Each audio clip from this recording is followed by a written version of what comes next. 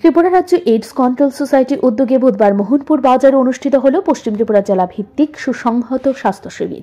শিবিরে বিনামূল্যে HIV virus পরীক্ষা করা হয় এবং বিভিন্ন বিভাগ বিশেষজ্ঞ চিকিৎসকদের দ্বারা অংশগ্রহণকারীদের চিকিৎসা পরিষেবা ও বিনামূল্যে ঔষধ প্রদান করা হয়।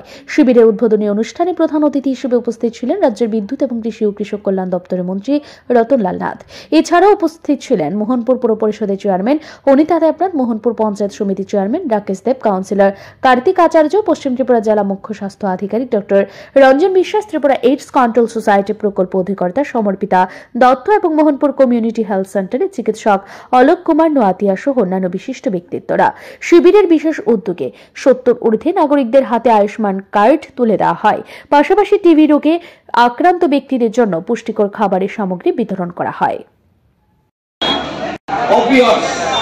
যেটা খরচ কম, হিলিং এন্ড ব্রাউন সুগার যারা ব্যবহার করে তারা কোটা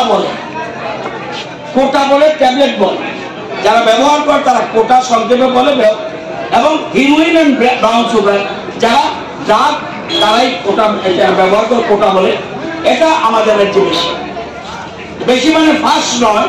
আমাদের রাজ্যে আমরা আছি 5.01%, যদিও পাঞ্জাব 9.69, হরিয়ানা 8.68, দিল্লি 7.79, সিকিম 18.74, অরুণাচল 22.18, নাগাল্যান্ড 25.22, মিজোরাম 25.67, আমরা 5.0। কিন্তু আমাদের জন্য যদিও কম, কিন্তু এটা আমাদের জন্য চ্যালেঞ্জ, এটা আমাদের শত্রু।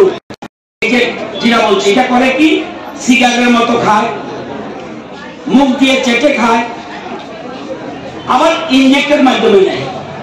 এই যে ইনজেক্টের মাধ্যমে নেয়, এটাই আমাদের রাজ্যে সবচেয়ে হার্মফুল, এবং এটা আমাদের আগে গার্জিয়ানরা এসছেন, নিজের ছেলে মেয়েদের প্রতি সতর্ক থাকতে হবে, সচেতন থাকতে হবে। আমাদের একটু আগে ডাক্তারবাবু বলেছেন, আপনারা জানেন টোটাল পজিশনটা কি। যদি দেখি 2000 থেকে 2015-তে